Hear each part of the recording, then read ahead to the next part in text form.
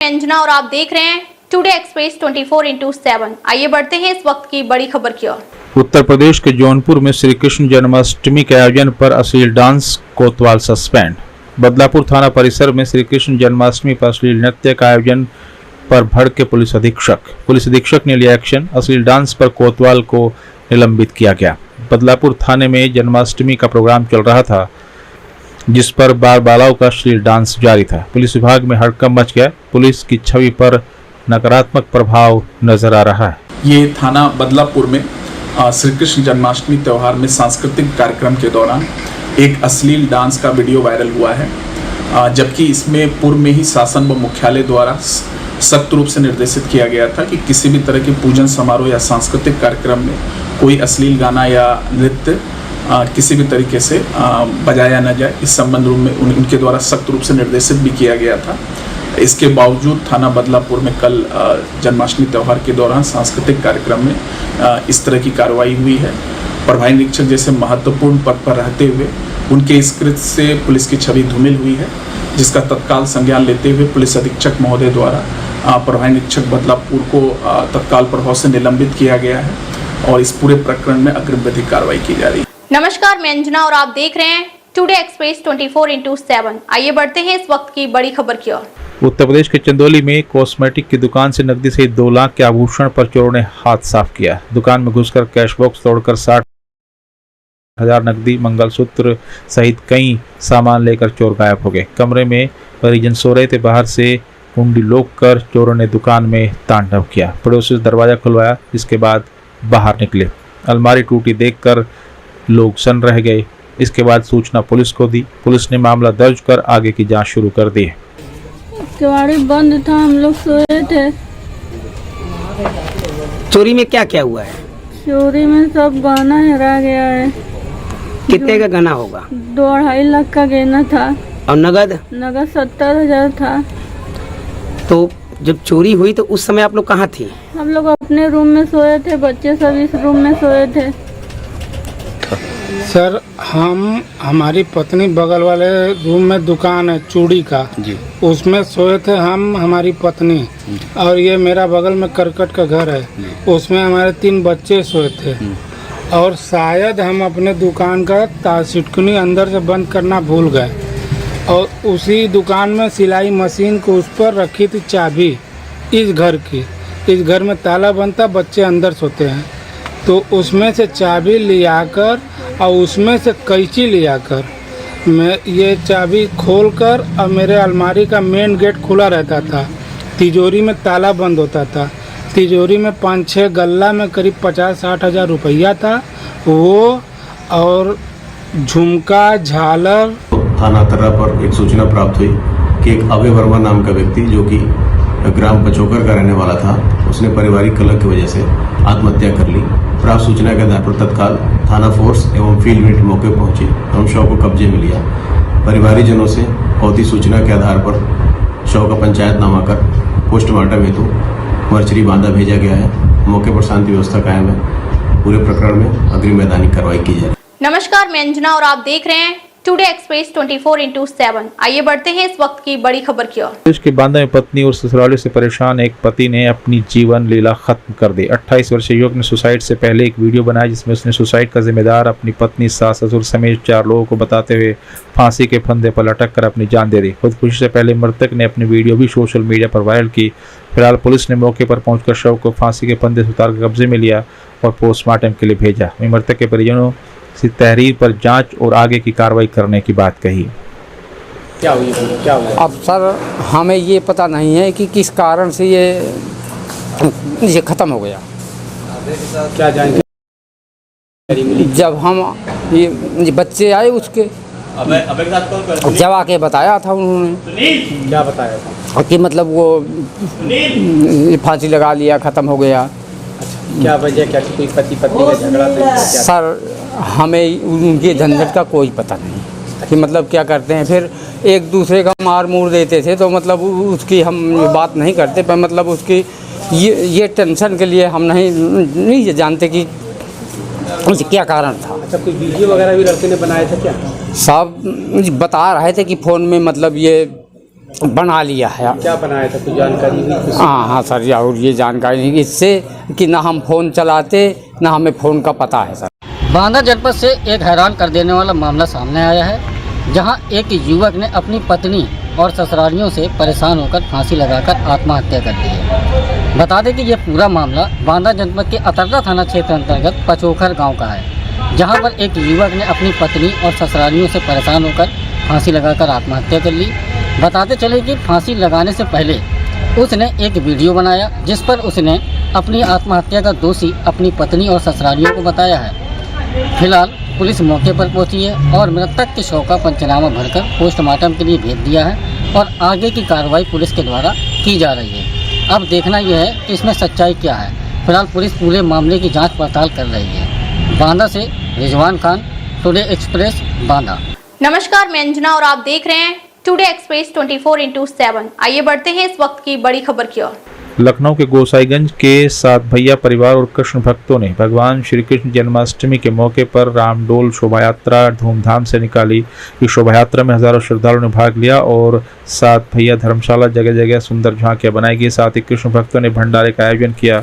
यह आयोजन गोसाईगंज की सांस्कृतिक और धार्मिक विरासत को दर्शाता है। ऐसे आयोजन से समुदाय के में भाईचारे सौहार्द की भावना मजबूत होती है।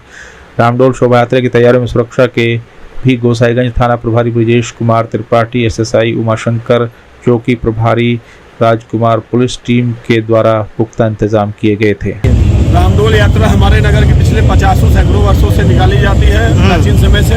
ये श्री कृष्ण जन्माष्टमी के अवसर पर उपलक्ष्य पे निकाली जाती है। इसमें समस्त आसपास ग्राम सभाओं के और संपूर्ण नगर के हिंदू जनमानस सम्मिलित होता है, जिनकी संख्या लगभग 10,000 से कम नहीं होती है।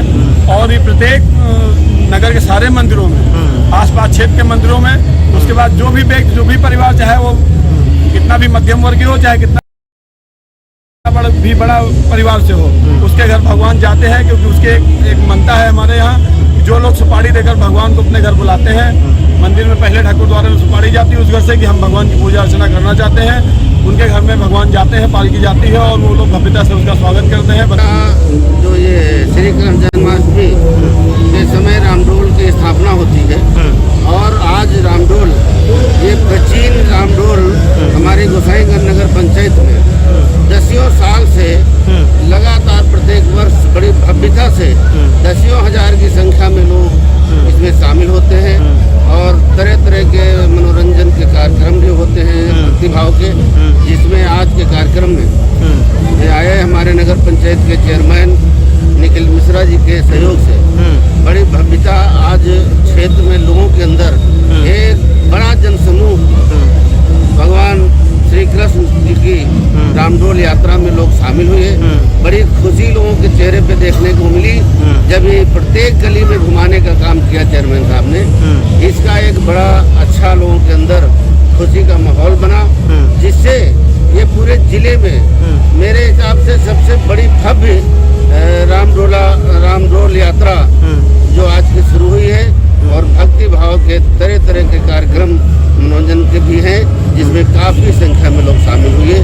नमस्कार, मैं अंजना और आप देख रहे हैं टुडे एक्सप्रेस 24/7। आइए बढ़ते हैं इस वक्त की बड़ी खबर की ओर। उत्तर प्रदेश के बाराबंकी में जिलाधिकारी शशांक त्रिपाठी की तहसील संपूर्ण संविधान दिवस से बाहर निकलते समय पीड़ित महिला ने रो रो कर न्याय की गुहार लगाई। पीड़ित महिला सत्यभामा ने गांव के ही मुकेश सिंह, दुर्गेश सिंह समेत 4 लोगों पर जबरन कब्जा करने का आरोप लगाया। सरकारी नाली की जमीन पर कब्जा करने का भी आरोप लगाया। महिला ने तहसील प्रशासन से मिलीभगत से अवैध निर्माण का आरोप लगाया। न्याय न मिलने पर संपूर्ण संविधान दिवस में महिला चूहे मारने की दवाई लेकर पहुंची थी। डीएम शशांक त्रिपाठी ने पीड़ित महिला को कार्रवाई का आश्वासन दिया है। निर्माण उसका हटाया जाए जो किया गया है। हमें बताया गया जो बन गया है वो बना रहेगा, उसके आगे कोई कार्य नहीं। लेकिन जब मामला न्यायालय में विचाराधीन है तो डीएम से भी ऊपर जा पहुंच गया ना मामला आपका। हाँ, वो तो न्यायालय फैसला सुनाएगी। जो उससे पहले फैसला हुआ था हम बस उस पे देंगे, वो किया जाए ना। न्यायालय के बाद में जो होगा वो देखा जाएगा। न्यायालय की बात की तो हम कोई मांग नहीं कर रहे हैं। जो पहले फैसला हुआ है दीवानी के पहले, अब मैं अभी गई भी नहीं वहाँ पर। तो आप मुँह दवा भी लेके आई थी क्या? हाँ, लाए अगर हमारे न्याय नहीं होगा तो हम खाएंगे।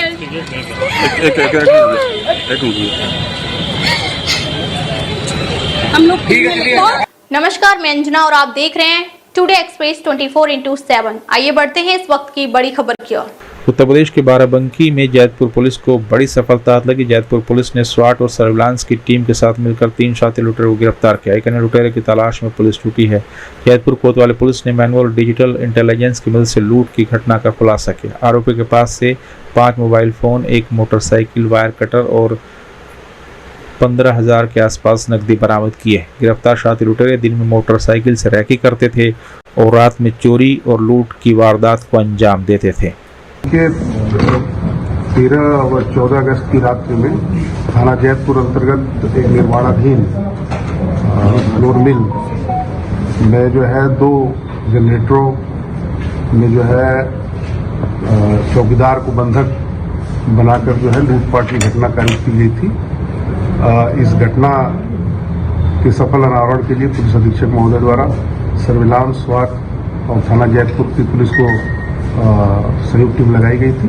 संयुक्त टीम ने जो है त्वरित कार्रवाई करते हुए इस पूरी घटना का पर्दाफाश किया गया है तथा इसमें घटना कारित करने में शामिल 2 अभियुक्त सुभाष चौहान निवासी मसौली बाराबंकी, रानू सिंह निवासी थाना कोतवाली बाराबंकी और इनको गिरफ्तार किया है।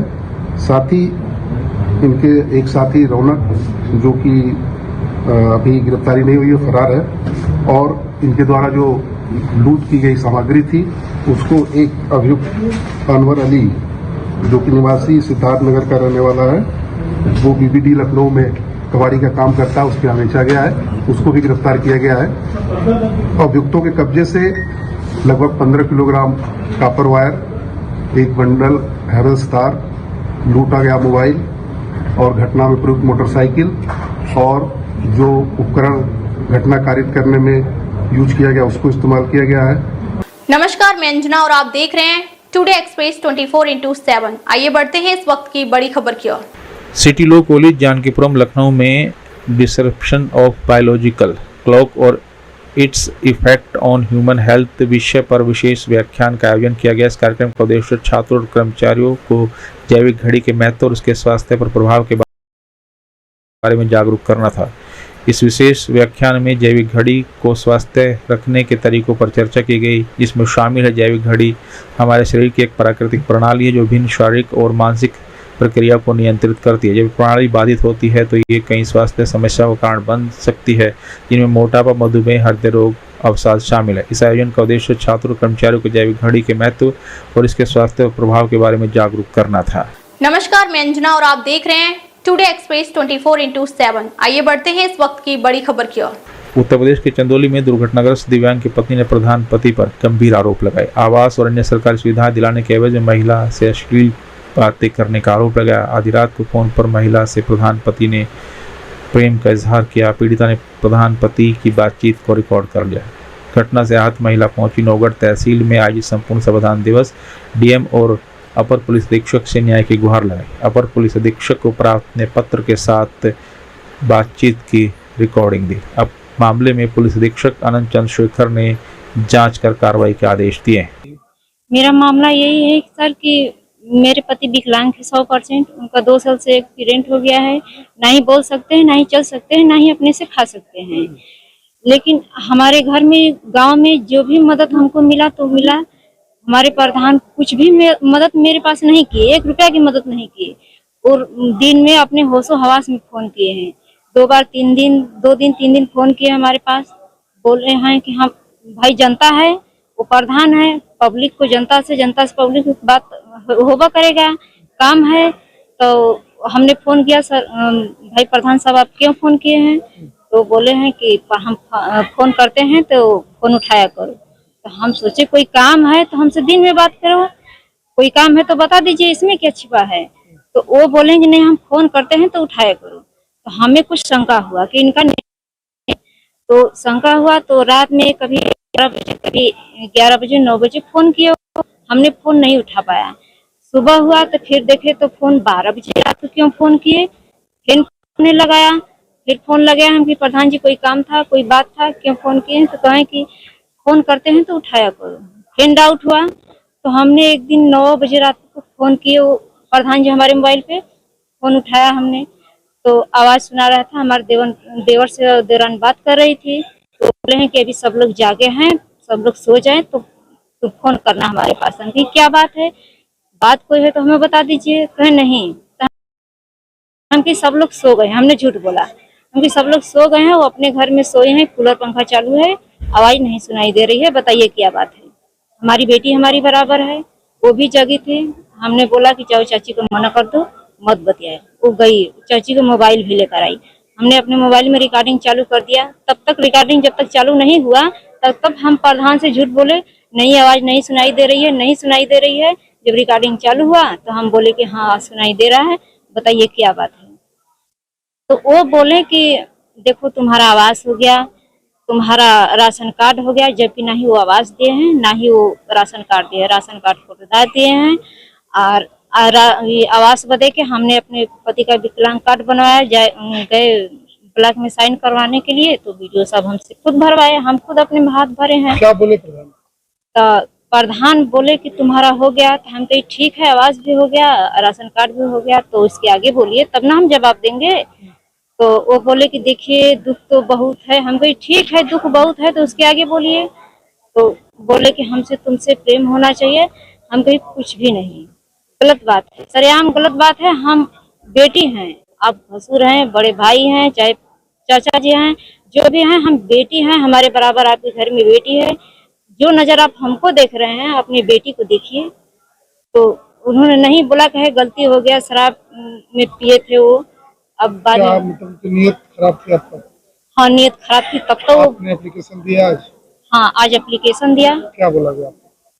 वो जब फोन में जब हमने कहा तो वो बोले कि नहीं, आज से तुम्हें बेटी की नजर से देखेंगे, तुम बेटी हो हमारी। आपने तहसील दिवस में जो एप्लीकेशन दिया है तो वो बोले आप रिकॉर्डिंग दी है, तो बताइए सर। आज सर बोले हैं कि हमारे थाने पे जाकर रिकॉर्डिंग दे देना, हम आएंगे तो सुन लेंगे। कार्रवाई की बात कहें? हाँ कार्रवाई की बात की। नमस्कार, मैं अंजना और आप देख रहे हैं टुडे एक्सप्रेस 24/7। आइए बढ़ते हैं इस वक्त की बड़ी खबर की ओर। उत्तर प्रदेश के अयोध्या में पैर फिसलने से युवती नहर में डूबी। एनडीआरएफ की टीम ने तलाश शुरू की। परिवार जनों का रो रो कर बुरा हाल है। नहर के पानी को बंद करने की भी मांग की गई। थाना करण क्षेत्र के आशापुर स्थित नहर का मामला है। अयोध्या के थाना कैंट क्षेत्र के आशापुर पुरुषोत्तम नगर वार्ड में रविवार को बड़ा हादसा हुआ। युवती प्रिया पुत्री दीनानाथ नहर किनारे अचानक पैर फिसलने से नहर में गिरकर डूब गई। घटना की जानकारी मिलते ही भारी भीड़ जुट गई। पुलिस को सूचना दी गई। थाना कैंट प्रभारी पंकज सिंह तत्काल पुलिस टीम के साथ मौके पर पहुंचे और एनडीआरएफ टीम को बुलाया गया। आज बहुत ही दुखद घटना हुआ हमारे वार्ड में, पुरुषोत्तम नगर वार्ड आशापुर में। दीनानाथ पुत्री प्रिया पुत्री दीनानाथ, जो अनुसूचित जाति के व्यक्ति, बहुत ही गरीब परिवार के थे, और आज सुबह लगभग 7:30 बजे करीब वो बेटी जो है शौच के लिए नहर के पास आई थी, और वो शौच करते वक्त जो है फिसल जाने की वजह से वो नहर में डूब गई। नमस्कार, मैं अंजना और आप देख रहे हैं टुडे एक्सप्रेस 24/7। आइए बढ़ते हैं इस वक्त की बड़ी खबर की ओर।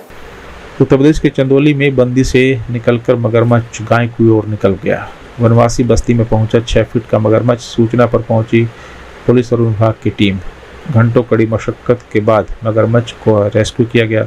चंद्रप्रभा डैम से वन विभाग ने मगरमच्छ छोड़ा था। चकिया कोतवाली के कुशवाही गांव का यह मामला है। कुशही ग्राम में एक मगरमच्छ की सूचना आई। समस्त स्टाफ को लेकर मैं वहां पहुंचा। मौके पर मगरमच्छ था। स्टाफ की मदद से उसको पकड़ के चंद्रप्रभा डैम में छुड़वाया गया। कितना बड़ा मगरमच्छ था? लगभग 3-4 फुट।